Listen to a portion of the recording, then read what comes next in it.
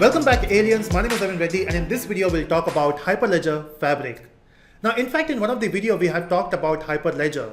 Now, Hyperledger is a project in which you have a lot of different frameworks and tools available. And one of the awesome framework for blockchain is Hyperledger Fabric. Now, when you have all these different blockchain technologies, why do you need another framework for blockchain? We have Bitcoin, we have Ethereum, and we have talked about those things as well. Now, Bitcoin, yes, it is very famous. It's been 10 years for Bitcoin. And everyone, the moment you talk about blockchain, the thing which comes to our mind is Bitcoin, right? Cryptocurrencies. But that's not the case, right? Blockchain is not just for cryptocurrencies. And this thing is proved by Ethereum. Because see, when you talk about Bitcoin blockchain, it only saves the transactions. It only stores data. But you can't do programming there, right? So we are thinking, hey, we have to change the existing internet and we have to make a new internet, basically, which will be a decentralized internet. And to achieve that, we have to write softwares which will run on this decentralized internet. And for that, we have to create a decentralized softwares, or we can call them as dApps. And that's where Ethereum says, hey, not just data, but you can also write softwares which will run on blockchain. That's awesome, right? And that's where Ethereum got famous. But there's one thing with Ethereum and Bitcoin. They both are public blockchain. And you will say, hey, that's good, right? Public blockchain means everything is visible to everyone. And that's one of the features of blockchain, right? It is transparent. So whatever data you have on those blockchain, anyone can see it. Okay, when I say anyone can see it, that means the nodes in that network can see that data. Now, when you say public blockchain, it simply means you have different nodes in the network, and any new node can join the network just by installing a software and by downloading the entire ledger, right? But then whenever you add a new node, that node can be malicious, right? How can you make sure that the malicious node is not corrupting the data in the ledger? And that's where we have the consensus protocols, right? We have some consensus algorithm. Now, one of them is proof of work and proof of stake, which is coming up for the Ethereum. But again, the problem still exists that Ethereum is awesome, but the problem is it is public blockchain, which means whatever transaction you do on that network is visible to each and every node. Now, this is great, right? Blockchain is awesome. But then if we talk about the enterprise market, even these companies, they got excited looking at the blockchain framework or blockchain technology, and now they want to have their own solutions built on blockchain. But there is only one issue with them. In fact, two issues. They don't want to spend a lot of money in the mining process, so they don't want to waste money. Second is they don't want their data to be shared with everyone. Of course, right? Let's say we have two companies and they are competitors, and everyone will have new schemes, everyone will have new strategies. And of course, they don't want each other to know those strategies, right? So let's say we have 5 nodes in the network, and all these 5 nodes are part of one network. Now, every time you do some changes, in fact, all these nodes will be sharing the same ledger, basically. So what is ledger? It's a database you can imagine. Now, all these nodes will have ledger. Now, the amazing thing is, if these nodes are part of one network, they will share the same ledger. Let's call them as L1. So L1 is a ledger which is shared by everyone. And of course, every time you do a transaction, let's say transaction between A and B will be stored on the ledger, but not just A and B will be doing it. All the other nodes will get the same data.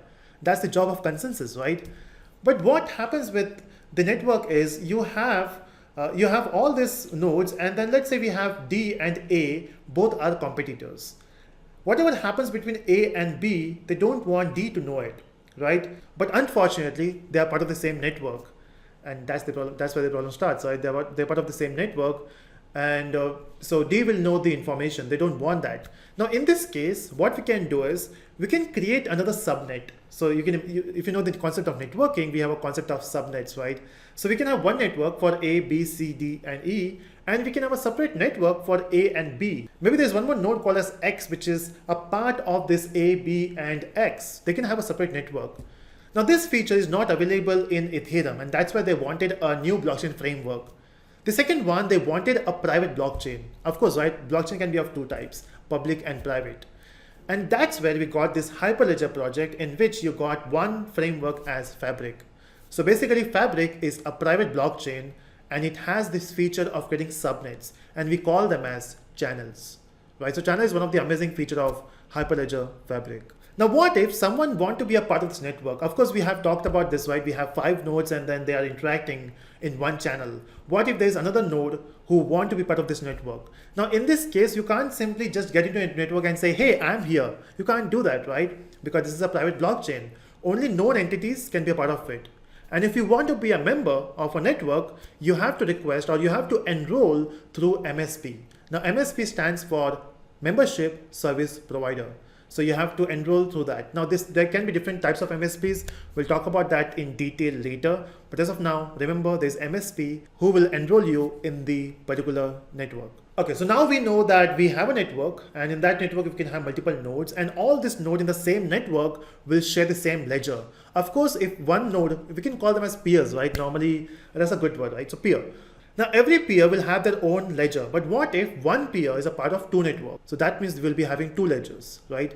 So one for one network and second ledger for second network. But now what if you want to make some changes? Now let's say A has this asset, and then A want to sell this asset to B. So of course after some time this asset will belong to B. But then in this case, who will maintain this data? So all this data belongs to a ledger, but who will initiate it? Who will say, hey, just send this asset from A to B? And that's where external to this blockchain, we have an application. Now this application will say, hey, I want this asset to be transferred from A to B. Now in this case, this application want to change data of the ledger. But of course, right, application don't have a power to do that. And that's where we need some programming. And we have to write a code in the network. But is it possible? And that's right, it is possible, right? We have seen that in Ethereum. So we can write smart contracts.